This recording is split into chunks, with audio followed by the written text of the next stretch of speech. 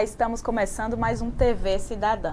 Nosso entrevistado de hoje é Arildo Alves, ele que é presidente da Associação de Conselheiros e Ex-Conselheiros Tutelares do Estado de Alagoas, a Sectal. Tudo bem, Arildo? Tudo bem. Já agradeço a sua vinda aqui, a sua disponibilidade para essa entrevista, para nos falar sobre as ações da Sectal, para nos falar sobre a programação que a gente tem aí durante o ano, inclusive um seminário recente que vocês acabaram de fazer, e também sobre a luta dos conselheiros tutelares em Alagoas.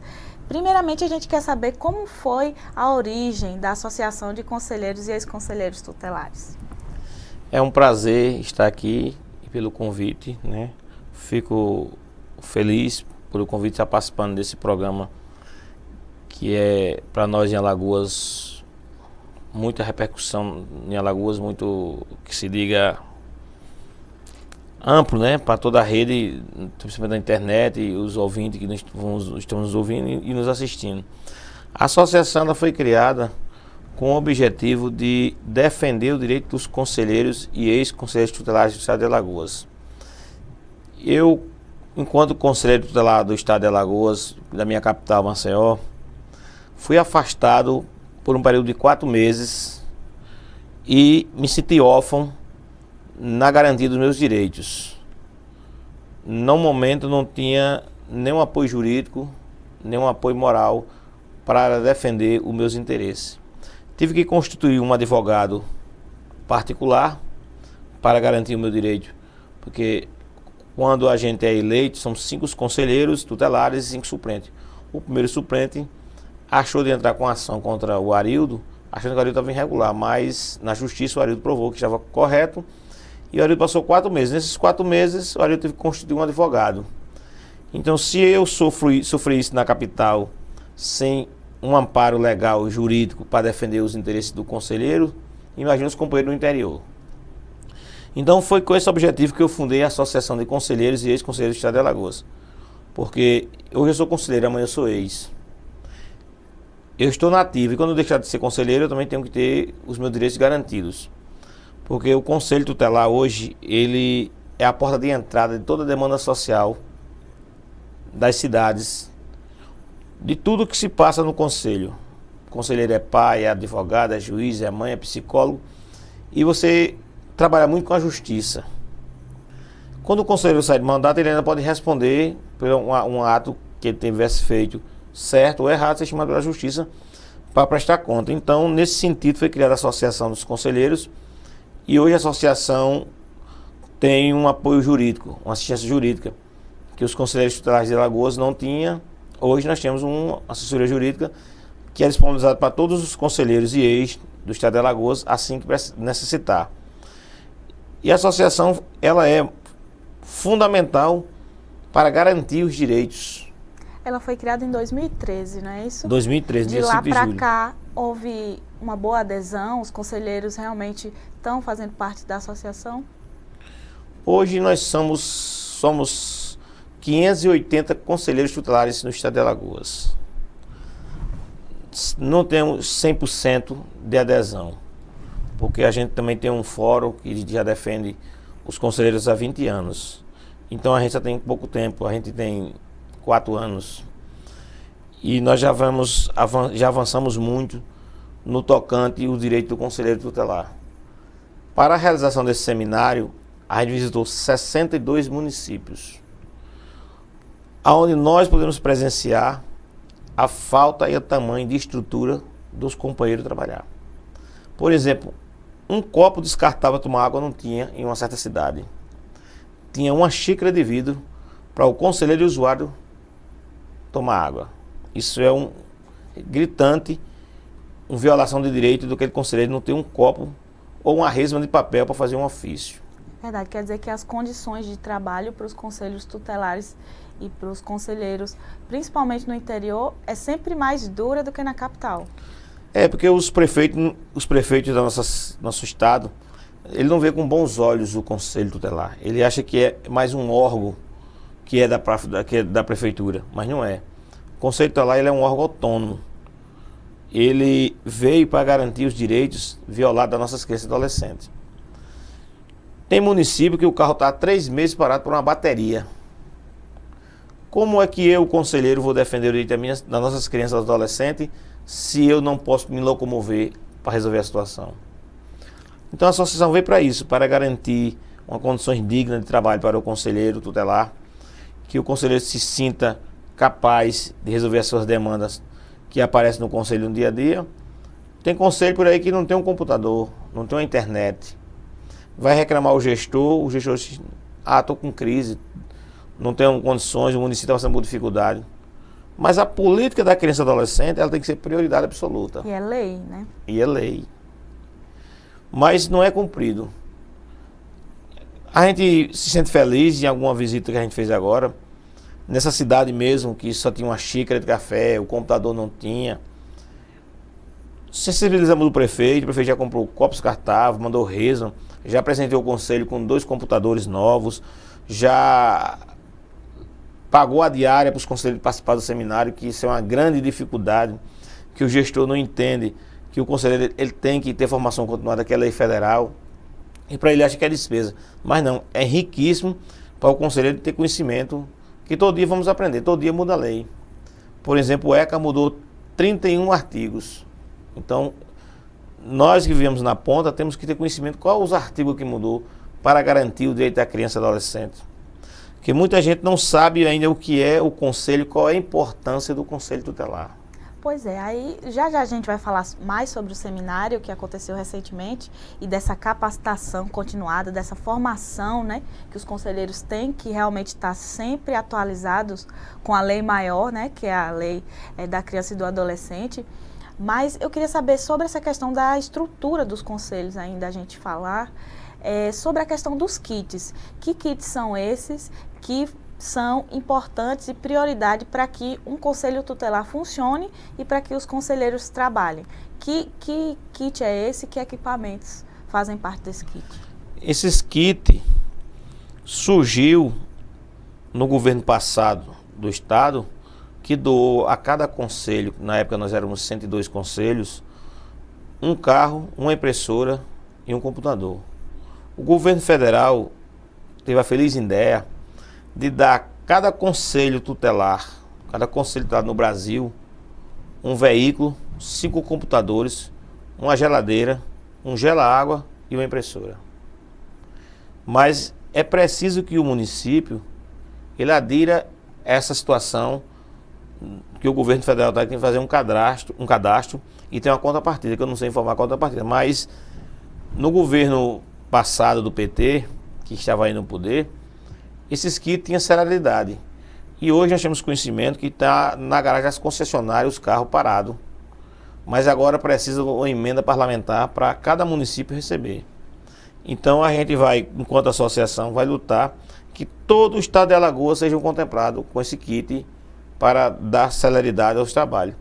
Mas em chegar só aos kits, passamos por dificuldade que muitos municípios ainda não instalou os computadores. Está em caixa. Tem sede de conselho tutelar por aí, que é uma casa, uma sala e um quarto, ou uma garagem melhorada. Então, a gente se vê a dificuldade de receber o kit e o carro, quando o gestor dá uma cota de 40 litros semanal, ele diz que já deu a cota demais. Se passou aquela cota, é a maior dificuldade do mundo para o conselheiro fazer ação. E não tem, muitas cidades aí, o conselho não está instalado assim computador que o kit federal deu. Então, para nós é mais importante adequar as sedes para receber esses kits. Porque o atendimento, ele é sigiloso. Eu cheguei no município aí, era uma garagem com a divisória de madeira, o usuário que estava aqui estava escutando a conversa. Imagine chegar uma mãe ou uma criança relatando um caso de um abuso sexual, que é um sigilo do conselho dela, e depois a sociedade toda, a cidade está ficando sabendo. A gente foi lá, graças a Deus, sensibilizou o prefeito mudou de sede, e aos poucos a gente está chegando na melhoria dos conselhos tutelares. Quer dizer, que são detalhes que vocês têm que ficar atentos, né? Para que funcione e que o trabalho de vocês seja eficaz, né? É, porque o trabalho do conselho, ele é sigiloso. A gente não tem que atender a demanda e não tem que estar passando para a sociedade.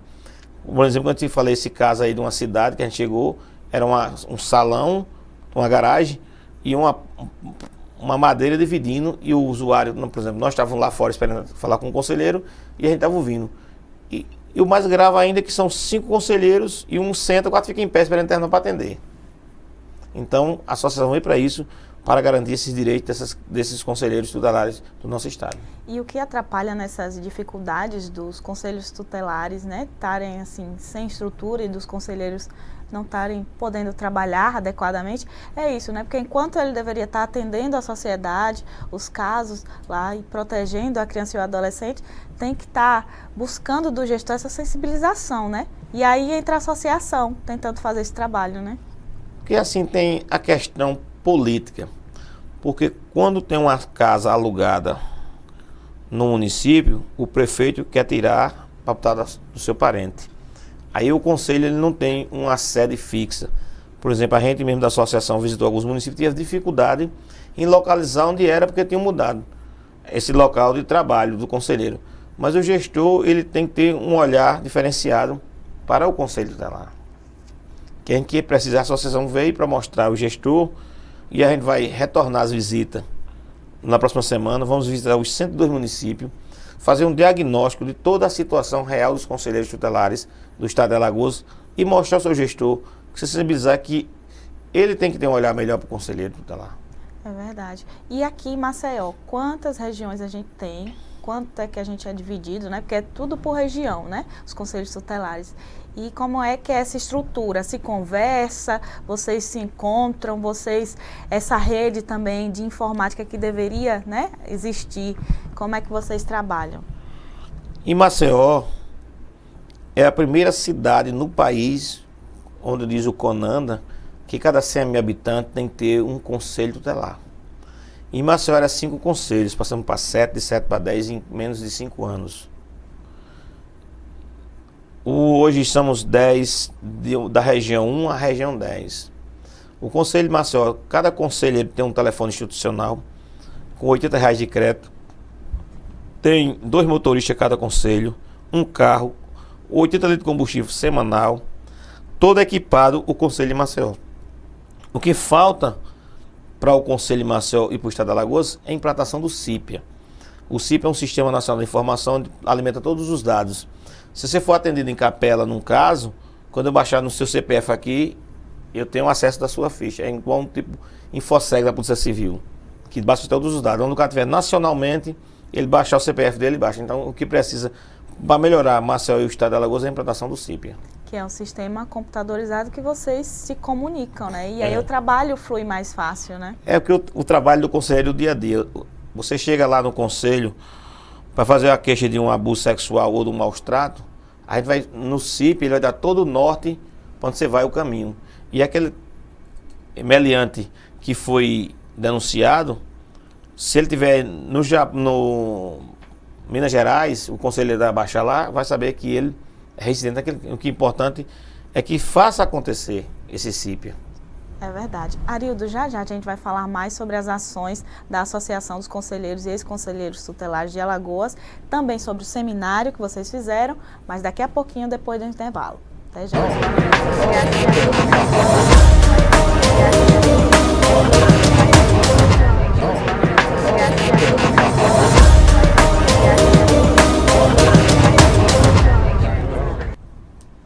Estamos de volta com o nosso TV Cidadã, aqui com ele, o Arildo Alves, ele que é presidente da Associação de Conselheiros e Ex-Conselheiros Tutelares do Estado de Alagoas, a SECTAL. Arildo, eu quero agora que você nos fale como é que foi esse seminário que vocês fizeram recentemente, agora no mês de setembro, em Maceió, no Centro de Convenções Ruth Cardoso, que teve uma grande participação dos conselheiros tutelares. Qual o objetivo dessa formação, desse seminário que vocês fizeram? O objetivo foi capacitar a rede de atendimento à criança e adolescente, para que a rede saiba qual é o papel de cada um no sistema de garantia de direitos da criança e adolescente. Lá tinha conselheiros, ex-conselheiros técnicos, como a psicóloga, ciências sociais, pedagogo, e foi riquíssimo o primeiro seminário de formação para atores do direito da criança e adolescente. Foram 3 dias de seminário? Foi no dia 20, 21 e 22. Esse foi o primeiro seminário de outros que virão, né? Para nós foi riquíssimo. Conhecemos as novas filosofias, o SUAS, o novo SUAS, o novo SINASE, alteração do ECA, falamos sobre o trabalho infantil, falamos também sobre o novo estatuto. Vocês também tiveram um palestrante, né, que é o Luciano, e me conta o que foi que ele falou para vocês. Luciano Bettiati, é esse o nome? O Luciano Bettiati foi a estrela principal, que ele foi conselheiro por 2 mandatos e hoje ele é consultor nacional do Sistema de Garantia de Direito. Então, para nós foi um momento ímpar, a primeira vez que o Luciano Bettiati veio para Alagoas, formar os conselheiros e toda a rede, desmistificar muitas ideias que os conselheiros tinham e a rede tinha do que é o papel de cada um. Então ele foi muito importante, de alta-valia, a capacitação dele, que ele explicou na íntegra o que é o papel do conselheiro, o que é o papel da escola, o que é o papel do MP, o que é o papel do juiz. Então a gente, para nós, aprendemos muito e cada dia para nós é um aprendizado maior. A categoria se sentiu fortalecida realmente com esse seminário? Veio gente de todo o país, e principalmente do nosso estado, veio de 102 municípios. Então, os conselheiros se sentiram órfãos, se sentem órfãos de formação continuada. Como eu te falei antes, no outro bloco, que a Lei 8.069/90 diz que o conselheiro tem que ter formação continuada. Teve alteração do ECA, 31 artigos, muitos conselheiros não sabiam. Para nós foi uma surpresa que o artigo 12 tem uma alteração, uma redação, que diz que a criança que está na UTI, a mãe tem que acompanhar. Que para nós é riquíssimo em aprender e garantir esse direito. Porque quando a criança está na UTI, ele fica só. Mas hoje a gente sabemos que é direito da mãe acompanhar essa criança à UTI. E várias alterações, né, no Estatuto, que hoje tem 27 anos de Estatuto da Criança e do Adolescente, não é isso? Você acha que essas mudanças que acontecem no Estatuto é para melhorar ou realmente dá um pouquinho de imbróglio aí, ou realmente a categoria tem que se atualizar? Nos dois sentidos, a categoria tem que se atualizar para garantir os direitos dessas crianças e adolescentes, muitos violados, porque, tanto pelo Estado como pelos familiares. Você chega numa escola, não tem a vaga para a criança, isso é um direito violado, então o conselheiro tem que fazer garantir esse direito. A criança chega num posto de saúde, lá não tem um clínico, não tem um pediátrico, mas é direito da criança ter aquele atendimento ou a prioridade absoluta. A criança chegar no posto de saúde, ele tem que ser atendido primeiro que os outros. A gente se depara isso muito com o ML. Quando a gente leva uma criança a fazer um exame de conjunção carnal, os presos tinham prioridade mais que as crianças. E a gente reclamou e conseguimos hoje a criança é a prioridade absoluta. Se chegar no ML, primeiro é a criança, depois fica os presos. E a gente não mistura mais hoje as crianças com os presos que se misturaram no ML. Por várias vezes, a vítima de abuso sexual ia fazer um exame e o preso era o mesmo que tinha violado a criança, violentado a criança. Mas hoje não acontece mais. Então, a maioria das mudanças no Estatuto da Criança e do Adolescente é para melhorar? Ou existe alguma opinião contra essas mudanças? Não é para melhorar, mas é importante que os nossos gestores tenham um olhar diferenciado para essas mudanças, que tudo parte pelo gestor. Não adianta estar no papel e na prática não funcionar. Tem que se respeitar e se fazer garantir, né, as leis e cumprir. Para isso, essa ferramenta muito importante hoje, que é o conselheiro tutelar e o conselho, para garantir esses direitos e essas alterações do ECA, como a gente elencou na estante. Quem participou também do seminário que vocês fizeram lá no Centro de Convenções de Maceió foi o ministro do Turismo, Marques Beltrão. E ele falou lá sobre a questão do turismo sexual, dessa campanha de combate a esse crime, né, das nossas crianças e nossos adolescentes. O que ele falou lá, que vai ter essa parceria realmente com os conselheiros tutelares? O ministro ele estava na grade de palestrante, que ele foi o primeiro a ser palestrante sobre esse tema, porque vem desenvolvendo um excelente trabalho, tanto no turismo, como na criança ou adolescente acompanhada no hotel. Porque às vezes o pedófilo, ele se passa por pai ou por mãe, com aquela criança ou aquela adolescente para no hotel. Chega a acompanhar sua identificação e o hotel não tinha esse cuidado de pedir a identificação daquela criança ou adolescente. E uma campanha do Ministério do Turismo está acontecendo isso. Você não adentra num hotel sem a identificação da criança provar que você é mãe ou você é pai. E aí é uma campanha que tem que ser feita em todos os hotéis, né? E Maceió, como realmente recebe muitos turistas, vai ser priorizada, não é? O ministro citou um exemplo lá, que ele foi entrar num hotel com o filho, foi na carteirada de ministro, e a mulher barrou ele, querendo a identificação da criança que ele era o pai. Então isso é riquíssimo para nós, que os hotéis, ao identificar que não seja pai, procura o conceito tutelar. Eu fui indagado por um policial rodoviário federal, se eu parar um carro na rodovia e o pai disser que é pai e não tiver identificação, o senhor não deixa a criança passar e liga para o conceito tutelar. Porque a gente vai identificar se ele é pai, vai pedir a certidão de nascimento da criança. Se ele não tiver, existe muito tráfico de criança, muito criança sendo sequestrada e os pais não têm conhecimento, já é tarde. Então, você se valia naquela situação, dizer que é pai.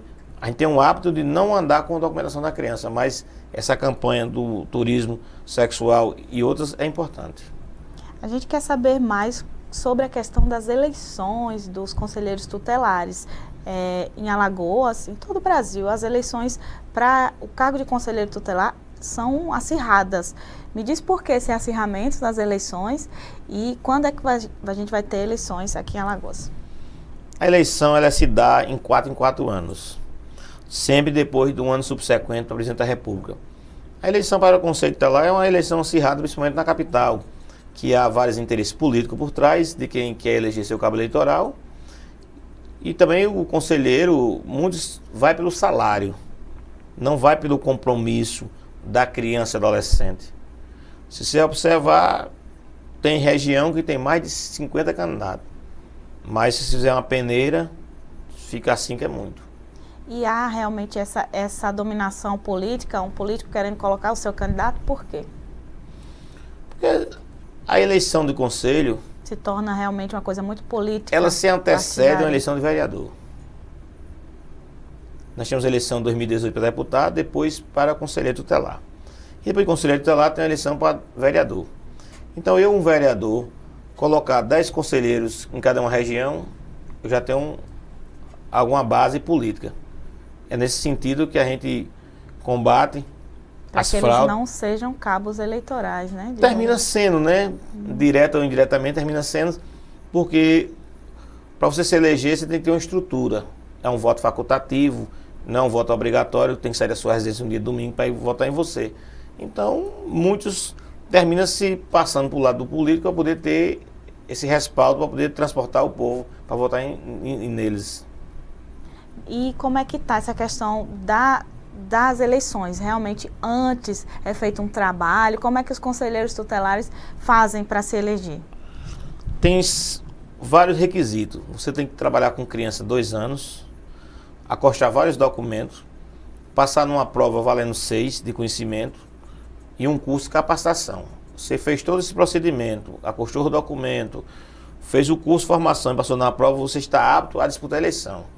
A eleição só disputa depois que fizer todos esses requisitos antes. Tem que ser uma pessoa preparada, não é qualquer um que é um conselheiro.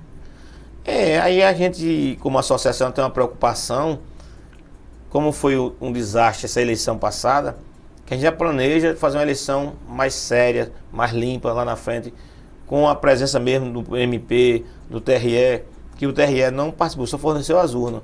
Então, veja aí quantos conselheiros de 2015 para cá foi afastado por irregularidade, por documentação. Então a gente não quer isso, a gente quer que seja uma eleição limpa, uma eleição justa, quem ganhar, ganhou. A fiscalização é necessária, então? É necessária no ato da inscrição, que os documentos sejam corretos, não seja depois que o conselheiro eleito, o suplente achar que no direito de derrubar ele e ele tirar o conselheiro do mandato. Agora eu queria saber de você, que trabalha como conselheiro tutelar, quais os casos que você mais trabalha e que são recorrentes de crianças e adolescentes lá no Conselho Tutelar? Era de abuso sexual. Hoje, para nós, está sendo o maus trato, o espancamento de pais ou padrasto com os adolescentes, com as crianças. É muito, hoje, difícil você conviver, você como pai, sentir, ver a criança espancada, a criança maltratada. Hoje, no conselho, chegou uma denúncia que a mãe tem 3 filhos, vive estressada, vive batendo nos filhos, espancando os filhos direto. onde a criança não é culpada do seu estresse. Então a gente, como conselheiro, vai lá orientar ela que não é o correto, procurar ajudar também as mães e os pais, nesse sentido. Os pais hoje em dia acabam realmente levando esse estresse para casa e descontando nos seus filhos, então. Certamente. Muitos estão endividados, muitos são alcoólatras. Recentemente, eu vou lhe contar um fato. O pai deu 6 facadas na filha, lá no bairro do Clima Bom, onde o conselho atua. Porque o pai estava endividado, devendo agiota, e ele, embriagado, surtou, disse que estavam querendo matar a filha. Para proteger a filha, tentou tirar a vida da filha. Então, é difícil, a gente vive na ponta, vive a realidade, mas a gente precisa que a retaguarda nossa funcione para poder garantir esses direitos. E é uma realidade dura, né? Porque na maioria das vezes, principalmente nos bairros periféricos, há grandes problemas sociais no Brasil, né? Porque assim, a gente vê muito o Estado em si com a repressão, não com a prevenção. Se a gente trabalhar a prevenção, a realidade é outra. Que a gente vê de criança de 11, 12 anos, 10 anos no tráfico, porque muitas vezes o pai e a mãe é o espelho deles, eles não têm outra realidade. Que hoje nós temos muito adolescente, muita criança perdendo para o tráfico. Porque o Estado não entra com a prevenção. Se tiver a prevenção, não vai ser só a repressão. A força policial vai hoje, vai embora. E a educação, a área social, o emprego, o esporte, o lazer que não tem. É verdade. A gente quer também divulgar os contatos da Associação dos Conselheiros Tutelares, da SECTAL. Temos o telefone, que é o 99926-4979, e também vocês têm o site de vocês, que é o www.asectal.com, com as informações e contatos, né, para os conselheiros tutelares que ainda têm algumas dúvidas, né, para as pessoas também que querem saber onde que está os conselhos tutelares, vocês podem dar essa informação, né, vocês estão lá na internet. Arildo, eu queria deixar esse momento final do programa para você dar uma palavra para os seus companheiros conselheiros e ex-conselheiros tutelares para que se juntem, se unam e para que o trabalho de vocês seja cada dia mais bem feito. Eu quero ressaltar aqueles que não participaram do seminário, que a gente protocolou um ofício no gabinete do governador pedindo a criação de um aplicativo que tenha toda a rede de atendimento em Alagoas, e principalmente falando dos conselhos tutelares. E aí esse aplicativo vai ser feito em breve e o trabalho de vocês vai melhorar cada vez mais, eu espero. Certo. Obrigada pela sua presença, obrigada também, telespectador do TV Cidadã. Oi.